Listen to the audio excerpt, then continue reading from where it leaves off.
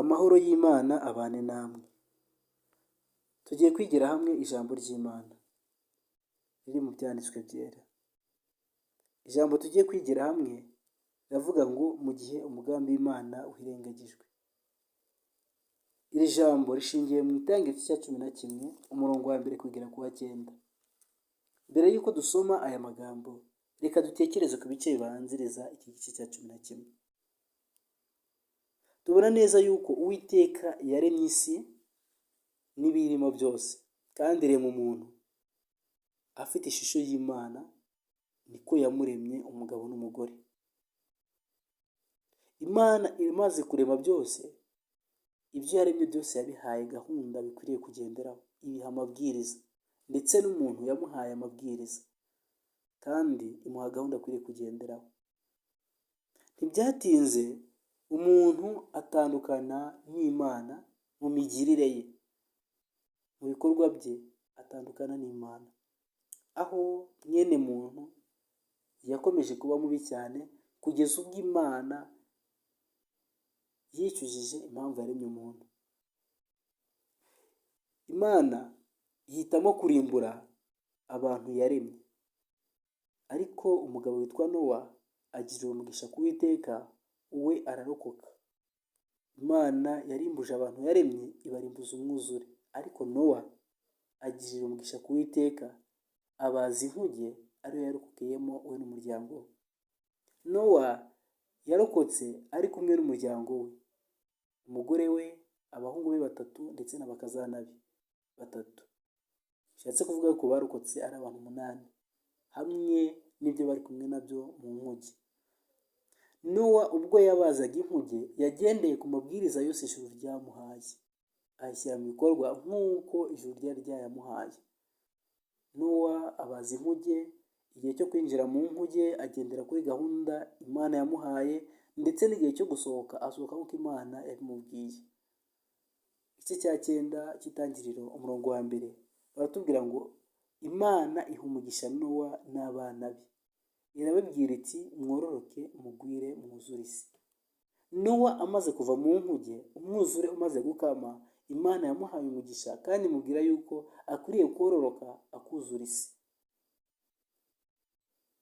Nowa n'abahungu be barororotse, maze umuhungu umwe witwa Hamu, umuhungu wa Nowa, abyara abana. Mu bana yabyaye harimo umuhungu witwa Kushi. Mu bana bakomotse kuri Hamu harimo uwitwa Kushi. Kushi nawe yabyaye umuhungu witwa Nimurodi. Nimurodi uyu yabaye umwami w'i Babuloni. Uyu Nimurodi yakoze ibikorwa bikomeye cyane, ndetse ngo yari umunyambaraga wa mbere wabaye mu isi. Nimurodi yarwanije Imana, arwanya n'imigambi y'Imana. Yakoze uko ashoboye kose kugira ngo arwanye gahunda y'Imana. Nimurodi ayoboye abantu ku buyobozi bwe, abantu bakomeje kuba benshi nk'uko gahunda y'Imana yari iri, maze bakomeza kugwira. Muri icyo gihe tugiye gutangira igice cya 11 cy'Itangiriro, duhereye ku murongo wa 1. Baratubwira ngo isi yose yari ifite ururimi rumwe n'amagambo amwe. Maze bagenda berekeye iburasirazuba, babona ikibaya kiri mu gihugu cy'Ishinari, barahatura. Mu gihe abantu bakomeje kuba benshi, ngo babonye ikibaya kiri Ishinari, barahatura. Ahantu hari ahantu heza cyane, ahantu hari hagati y'umugezi wa Efurata ndetse na Tigirizi. Babonye ko ari heza, barahatura.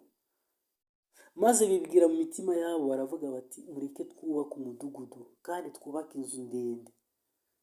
Umurongo wa 4 cya 11 mu Itangiriro baratubwira ngo baravuga bati mureke twibakire umudugudu inzu y'amatafari ndende izagere ku ijuru, kugira ngo twibonere izina rimenyekana, twe gukwira mu isi yose. Muri iki gihe batekereje, bifuza kubaka inzu ndende kandi ikazagera ku ijuru. Icyifuzo bari bafite ikindi ni uko ngo bashakaga ngo bamenyekane, bagire izina rimenyekana, kandi be gutatanira gukwira mu isi yose.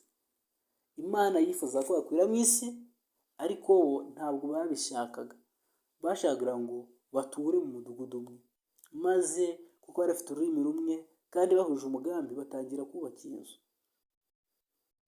Nk'uko tubibonye, bifuza kumenyekana bo ubwabo. Bene data, hari ubwo dukora ibikorwa byinshi muri ubu buzima, nyamara ari ibyo kugira ngo tumenyekane ubwacu, atari ukumenyekanisha Imana. Uyu mutima wari mu bantu wakomerejeho n'abantu muri iki gihe. Abantu, mwene muntu arakora ibikorwa kugira ngo amenyekanishe ubuhanga n'ubuhangange bwe ndetse n'iterambere amaze kugeraho. Aho kugira ngo amenyekanishe Imana, ahubwo abantu barakora ibikorwa kugira ngo bamenyekane bo ubwabo. Maze umugambi Imana yashyizeho gukwira mu isi batangira kuwurogoya, bavuga ngo oya, ahubwo dukwiriye gutura mu mudugudu umwe, tukubaka inzu ndende, tukayubaka ikazagera ku ijuru. Abanditsi benshi n'abasesenguzi ba Bibiliya banditse kuri iyi nkuru, bavuga neza ko mu gihe bubakaga uwo munara w'i Babeli, iyi nyubako y'i Babeli, ngo mu bubatsi b'abahanga mu kubaka muri uyu munara, ngo bagendaga batoranya ibyumba bazashyiramo ibigirwamana byabo, maze bakajya baramirizamo ibigirwamana muri iyi nyubako ndende. Buri wese agatoranya aho azashyira ibigirwamana bye. Iyi nyubako barayubatse, ariko Imana iravuga ngo ntabwo bikwiriye ko umugambi wayo uhinyuzwa, maze ngo imanurwa no kureba iyo nzu ndende bana bo bantu bubatse. Uwiteka aravuga ati, dore ubu ni ubwoko bumwe n'ururimi rumwe, n'ibyo bazakenera gukora byose nta kizabananira nibabishaka. Ahitamo gutandukanya ururimi ruvamo indimi nyinshi. Maze abubakaga, umwe agasaba mugenzi we itafari akamuzanira ibuye, yamusaba icyondo akamuzanira itafari. Biba akavuyo gakomeye cyane, barananirwa kumvikana, maze ibikorwa byo kubaka birahagarara. Abari bahuje ururimi, abageragezaga kumvikana, abo bakoraga agatsiko kabo, maze bakagenda bakajya mu gice kimwe, bakajya gutura hamwe. Maze abari bahugijwe n'ibikorwa byo kubaka umunara w'i Babeli bose baratandukana, batatanira mu isi, batangira kujya kuhatura, kuko hari umugambi w'Imana wagombaga kugerwaho. Ntabwo dukwiriye kuvuguruza ibyo Imana yavuze. Ntabwo dukwiriye gukora ibikorwa bituma tumenyekana twebwe ubwacu, aho kumenyekanisha Imana. Aha hantu Uwiteka yatatanirije indimi zabo bahise Babeli, bahise umunara w'i Babeli. Aha hantu herekana neza ko inyubako y'i Babeli ni ikigereranyo cya bimwe mu mibereho yacu y'abantu b'Imana muri iki gihe. Hari ubwo tugira ibikorwa bitumenyekanisha ubwacu, aho kugira ngo Imana imenyekane. Maze Babeli ishobora kuba imyambaro, aho umuntu ashobora kwambara kugira gusa ngo amenyekane, kugira ngo yerekane ubwiza bwe, cyangwa se yerekane, aho kugira ngo yerekane imbaraga z'Imana no gukomera kw'Imana. Ushobora kurarikira kugira inzu nziza, ni byiza, ariko ishobora guhindukira Babeli, aho ushobora kuyubaka kugira ngo ube ikimenywa na bose, uzavugwe na bose, uzajye mu bitangazamakuru, kuko wubatse inzu y'ikitabajwa, kuko wubatse inzu nziza, aho kugira ngo umenyekanishe Imana, ahubwo ugashaka kwimenyekanisha ubwawe. Babeli ishobora kuba imodoka ugambiriye kugura cyangwa se ufite, ishobora kuba na fiyanse wawe, ishobora kuba n'ikindi kintu cyose gisimbura Imana, ikindi kintu cyose gisimbura Imana mu buzima bwawe. Utekereze imibereho yawe ibifata umwanya w'Imana, ibyo ubasha gushyiraho ibyiringiro, n'ibituma bikumenyekanisha kurusha kumenyekanisha Imana. Babeli rero, umugambi wo kuyubaka ntabwo wagezweho, kuko Imana yatatanije indimi zabo maze zikuramo nyinshi. dukwiriye gukura isomo rikomeye cyane muri iki cyigisho, kuko natwe mu buzima bwacu hari ibyo tubasha gukora bitandukanye n'umugambi w'Imana. Witekereze kandi wisuzume uko uhagaze hagati yawe n'Imana. Nyamara uko byagenda kose, mu gihe tudahuje umugambi n'Imana, ngo ibyo dukora bitari mu mugambi w'Imana, ntabwo bizagerwaho.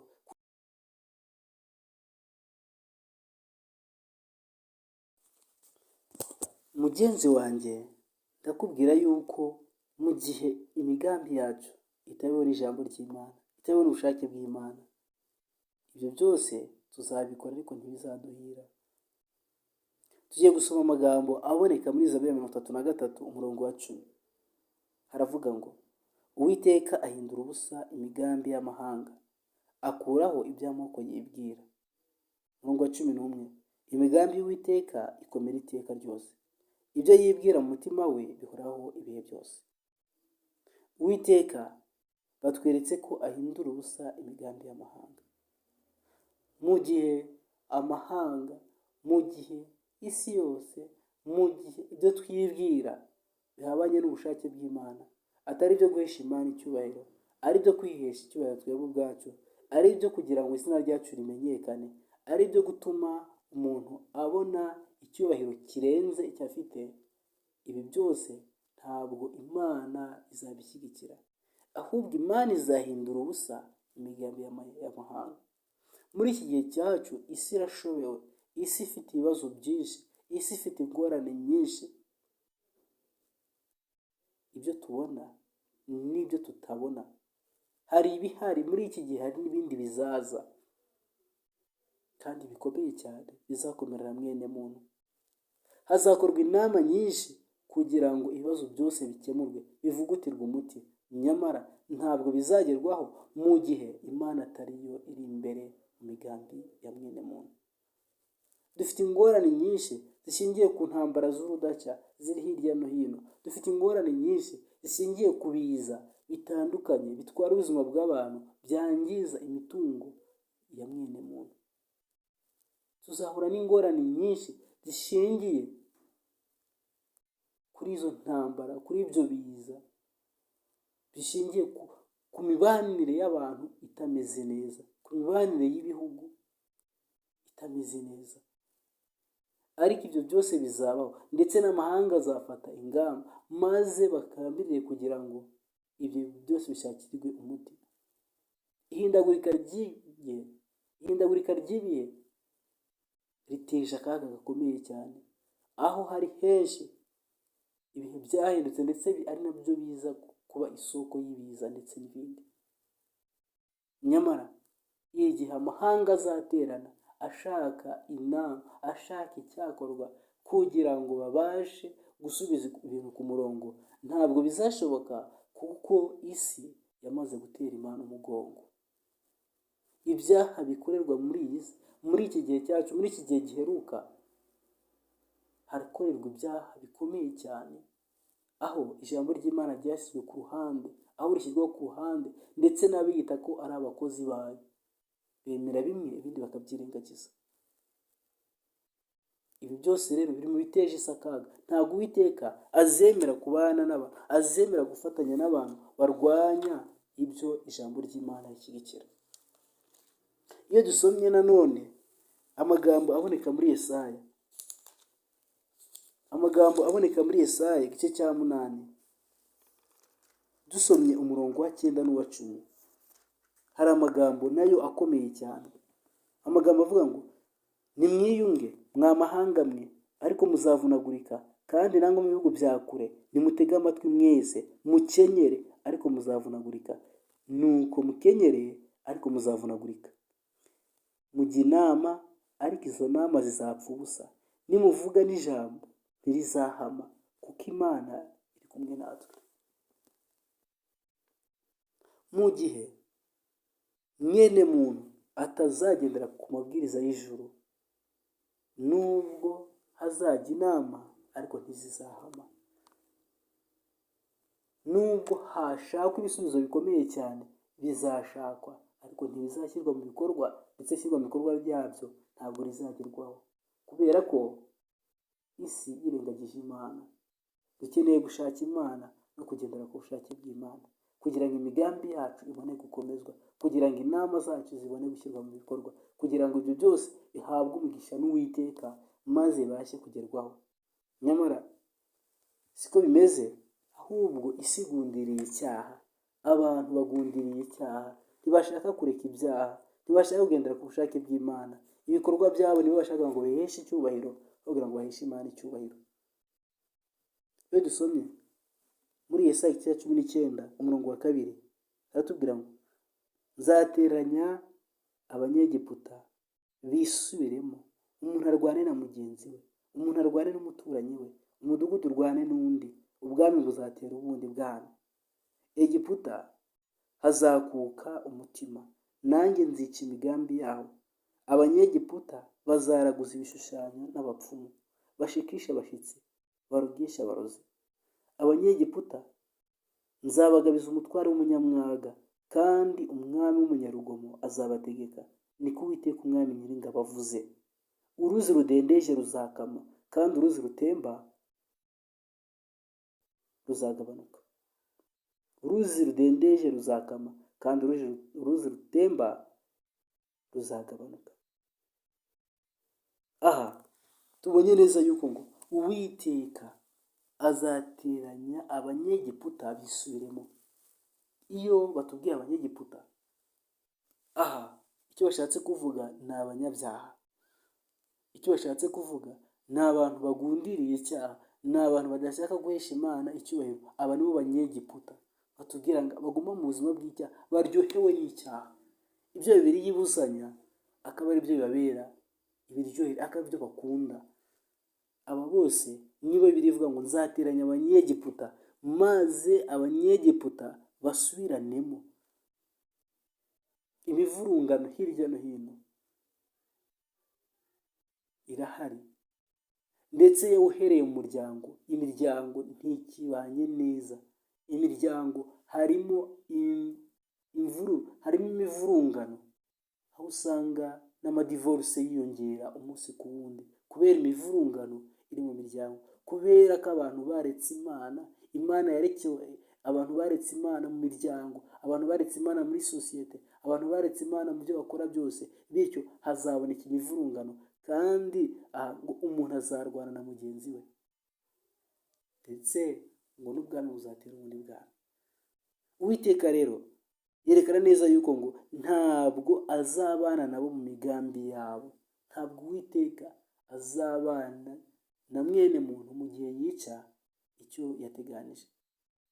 Uwiteka rero ngo azakomeza guteza Egiputa ibibazo n'ingorane. Abanyegiputa muri iki gihe, abanyabyaha, isi y'icyaha, Uwiteka azakomeza kwiteza ibyago n'ingorane, kuko mwene muntu agundiriye ikibi, yanze ijambo ry'Imana.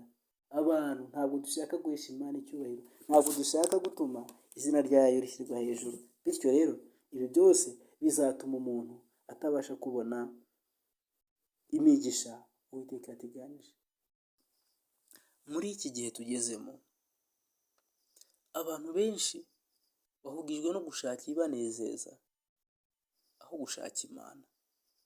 Barashaka ibituma babona icyubahiro n'isumbwe muri bagenzi babo, aho gushaka ibituma Imana ihabwa icyubahiro. Tuzirikane abo mu gihe cya Nowa bararimbutse, kandi icyabarimbuje ni uko banze kugendera kuri gahunda y'Imana. Banga rwose kugenda nk'uko Imana ishaka no gukora ibyo yishimira. Tubona neza yuko imirimo y'amaboko yabo niyo bahanze amaso aho kuyahanga ku muremyi wabo. Inyandiko itubwira neza yuko abantu bo muri icyo gihe ngo barushanwaga mu myubakire. Birasa neza n'ibyo mu gihe cyacu. Abantu benshi bahugijwe no gushaka ibituma bamenyekana. Imijyi ikomeye irimo irubakwa hirya no hino ku isi. Ibikorwa remezo birimo birubakwa hirya no hino ku isi. Nyamara mu gihe bidahuje n'ubushake bw'Imana, ntabwo bizaramba. Umujyi wubatswe igihe kinini, ibikorwa remezo byubatswe igihe kinini, ibisekuru n'ibisekuru bigasimburana byubaka umujyi cyangwa ikindi gikorwa remezo gikomeye.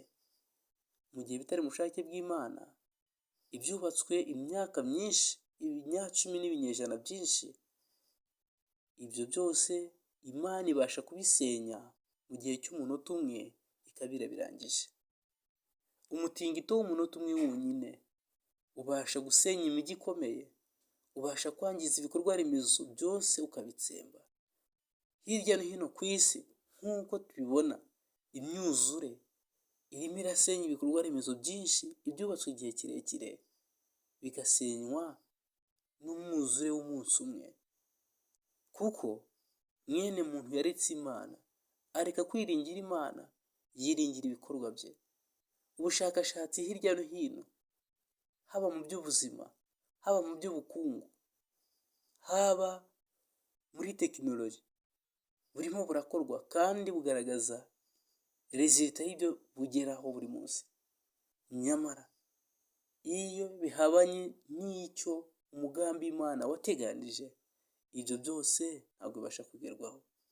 Tuzirikane ibyarimbuje Isodomu, ibyarimbuje Sodomu na Gomora byariho muri icyo gihe, natwe muri iyi minsi ya none byahawe intebe. Ibyo byose ni ibihinyuza ubushake bw'Imana. Tuzirikane umudugudu w'i Yeriko, umurwa w'i Yeriko, icyawurimbuje, natwe muri iyi si ya none birahari kandi byinshi. Ibi byose rero mu gihe bihabanye n'ubushake bw'Imana ntabwo bizagerwaho.